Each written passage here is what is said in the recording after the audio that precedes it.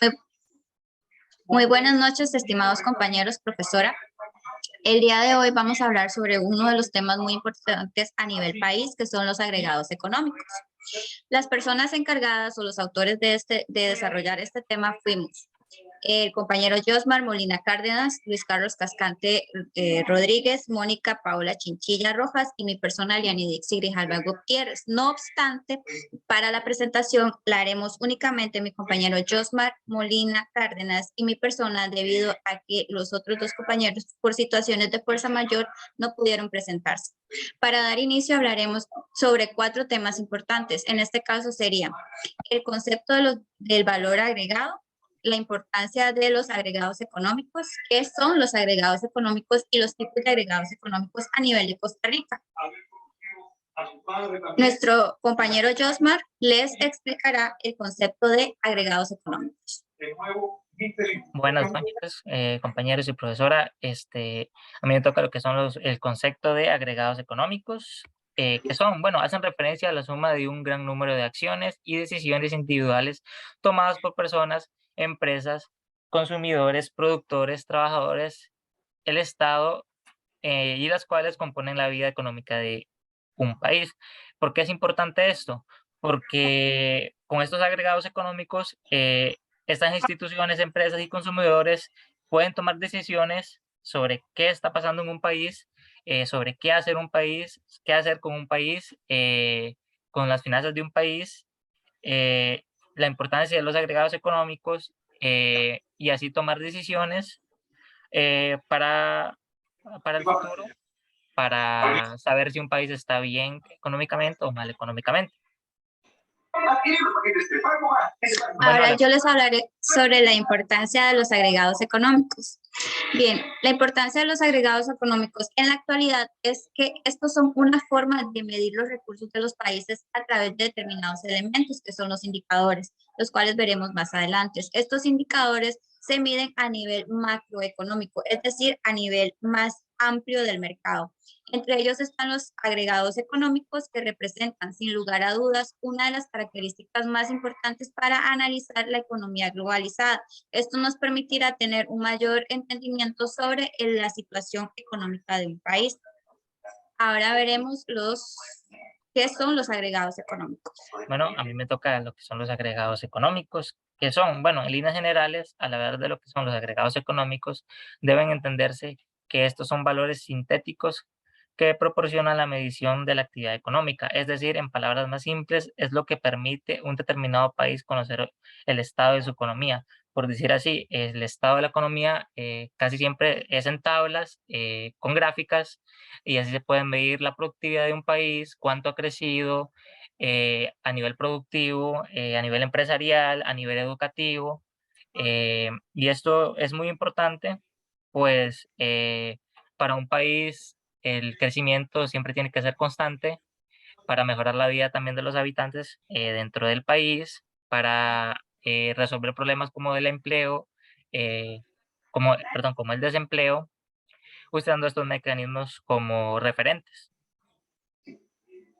¿Qué son los tipos de agregados económicos? La compañera nos va a ayudar con esta Bien, pequeña parte. los tipos de agregados económicos, que en este caso son 4, 5, si no me equivoco. En primera instancia tenemos lo que es el Producto Interno Bruto, que viene siendo el tipo de agregado económico que representa el valor final monetario de todos los bienes. Es decir, el nivel de producción de bienes y servicios que genera un país, una región durante un periodo determinado. Esto para contribuir en la satisfacción de las necesidades tanto materiales como inmateriales de la sociedad. La medida básica del Producto Interno Bruto de un país es la unidad monetaria, o sea, su valoración es en moneda. También tenemos que el Producto Interno Bruto no es una medida absoluta del bienestar ni de la riqueza de los individuos o de la sociedad en general, sino un indicador relativo de tal situación. Requiere el concurso de otros indicadores que veremos más adelante. Además, los métodos de medición del PIB son por producto final, por valor agregado, por demanda y por ingreso. También tenemos que existen dos tipos de Producto Interno Bruto. Tenemos el Producto Interno nominal y el Producto Interno real. En el nominal es el valor de la producción a precios corrientes, es decir, durante todo el año. Y el real es el valor de la producción a precios constantes, es decir, un año base. Es decir, que para poder tomar un Producto Interno real debemos tomar como base un año, ya sea anterior o posterior al que se está considerando. Mientras que en el nominal vemos cada año desde el año que vamos a considerar años atrás o años posteriores a este. Seguidamente tenemos a nuestro compañero que les explicará el siguiente. Bueno, el valor agregado hace referencia al valor adicional que tiene determinado producto con respecto al valor del mercado. El impuesto al valor agregado o el IVA es un impuesto indirecto que recae sobre el consumo, lo que significa que cada una de las personas o clientes realiza la compra de un bien o servicio, esté pagando este impuesto a una tarifa de un 13% aquí en Costa Rica. Algunas tarifas están reducidas a un 4, 2 o 1% dependiendo del servicio. ¿Cómo se puede explicar esto? Bueno, esto depende mucho de la actividad, por decir así. Como se vio, para lo que son los servicios está un 13% y para otros un 4, un 3 y un 1%. Pero eso tiene que verse también a nivel empresarial, por decir así. Si yo tengo una empresa, ¿cómo se me cobra a mí el IVA? Bueno, si yo tengo una empresa y yo, por ejemplo, compro materia prima, el valor agregado va a venir junto con la compra de esa materia prima. Entonces, a mí ese 13% como empresa, a mí no se me va a cobrar, por decir así. Esa es la importancia de comprender cómo funciona el valor agregado, al menos aquí en Costa Rica. En otros países rige de diferentes maneras. Ok, ahí también tenemos lo que es el ingreso nacional, que la compañera nos va a ilustrar un poco Textual, con. Textualmente nos dice que el ingreso nacional se trata de los agregados económicos vinculados a los ingresos totales que obtienen las cuentas nacionales de determinado país durante un periodo de tiempo específico. Es decir, que consiste en la suma de todos los ingresos del sector productivo que tuvo un país específicamente durante un año entero. A eso se refiere con tiempo específico. Tiene que ser un periodo previamente y tiene que ser el año entero en este caso. Es importante señalar que los ingresos nacionales no son solo los ingresos internos que dicho país tenga o los que produzcan los ciudadanos. No importa si se encuentran fuera del país, ya que sus ganancias se agregan al ingreso nacional debido a su nacionalidad. ¿Qué ventajas o qué beneficios tenemos del ingreso nacional? Bueno, en primer lugar, que dentro de los ingresos nacionales se encuentran todo lo que son salarios o sueldos de los trabajadores de la empresa. También que los beneficios que reciben los accionistas, el dueño o el capital de las empresas se ve reflejado dentro de los ingresos, dentro del ingreso nacional. Cuando el ingreso nacional varía, ya sea un aumento o una reducción, afecta notoriamente a la población nacional. El ingreso nacional se distribuye entre la población de dicho país. Por lo tanto, este viene siendo un factor impredecible para el bienestar del pueblo. Cuando hay un aumento en el ingreso nacional, la vida y la estabilidad de las personas se beneficia, ya que por consiguiente el proceso económico es notable y las fuentes de trabajo aumentan. Es importante señalar que el ingreso nacional no lo obtienen todos los habitantes del país, solo un porcentaje goza de él. Eso sería en cuanto a lo que es las ventajas y los beneficios del ingreso nacional. Bueno, a mí me toca lo que son también los agregados monetarios. Estos están vinculados a la masa monetaria y a los agregados de valor que se le dan al dinero.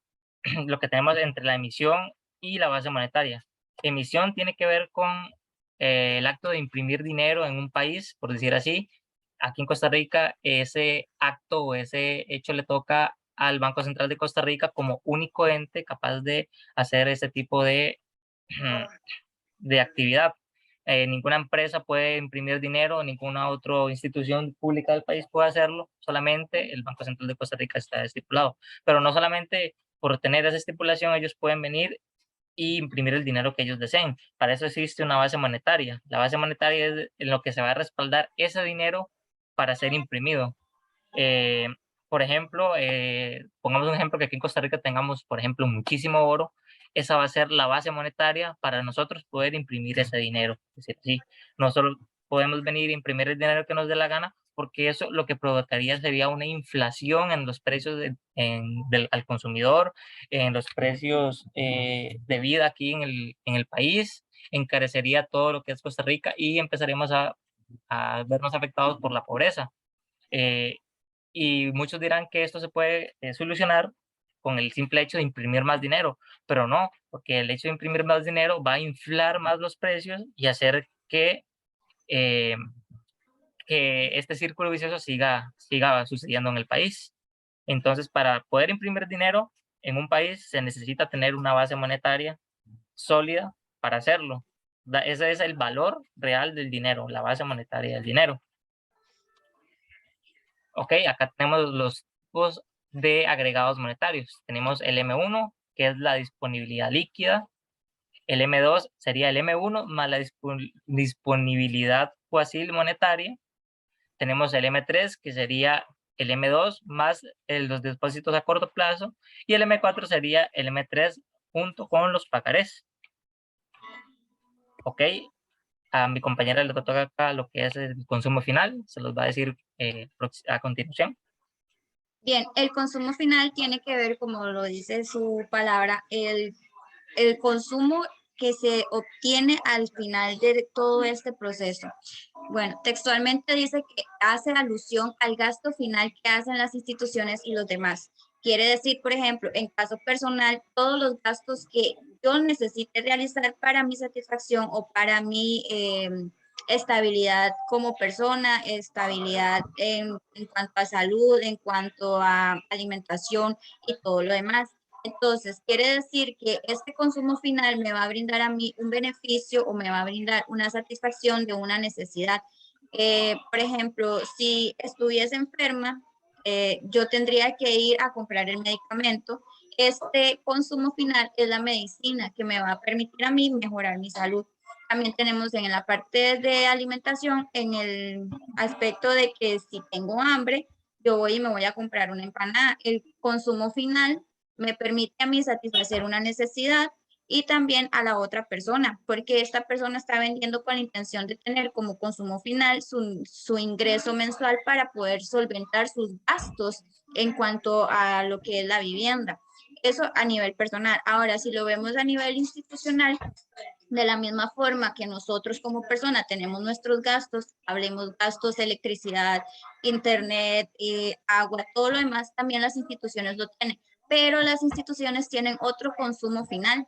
Entonces, ¿a qué me refiero con esto? Que como instituciones tienen trabajadores, por tanto, el trabajador, su consumo final es su salario. La institución, el consumo final es todo lo que es la mano de obra. Entonces, ellos pagan por la mano de obra y los trabajadores trabajan por el dinero. Entonces, ahí hay como una mimetización de lo que es trabajo-salario y es donde vemos el consumo final.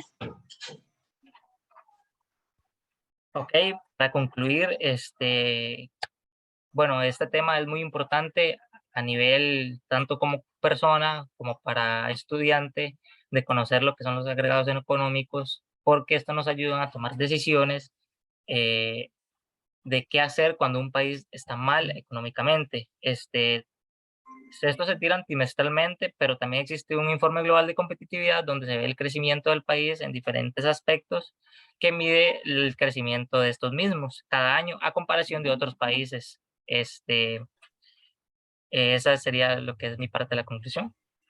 Bien, por mi parte también quisiera como profundizar un poco en cuanto a lo que son los agregados monetarios, que el compañero los detalló, pero yo se los voy a decir de una forma un poco más simple. Tenemos que el M1, como dijo el compañero, es la disponibilidad líquida. Esto tiene que ver con el billete, o sea, cuánto tenemos nosotros para solventarnos. Luego tenemos el M2, que es cuánto tenemos nosotros para solventarnos, más los depósitos que hayan, las cuentas bancarias que tengamos o libretas de ahorro que nos permiten a nosotros poder identificar cuánto tenemos disponible. El M3 es el M2 más depósitos a corto plazo. Esto viene siendo, por ejemplo, certificados de depósitos bancarios, bonos a corto plazo. Entonces, se refiere más a grandes depósitos a plazo y acuerdos de recompra a plazo. Y el M4 viene siendo el M3 más lo que son bonos, letras de tesorero, del tesoro y los pagarés que son más a largo plazo y que nos permiten a nosotros saber que tenemos un fondo que podemos retirar dentro de un periodo determinado. Ahora bien, sabiendo todo esto, la investigación nos permite a nosotros poder interpretar lo que es la situación de un país, porque como se comentó anteriormente, para poder nosotros saber la situación financiera, económica, macroeconómica o microeconómica de un país, necesitamos tener a consideración los tipos de agregados económicos.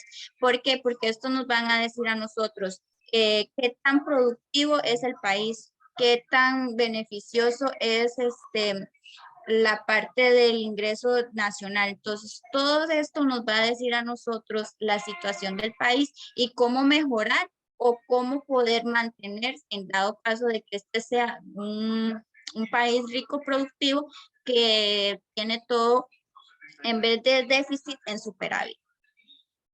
Sería todo. Muchísimas gracias. Muchísimas gracias.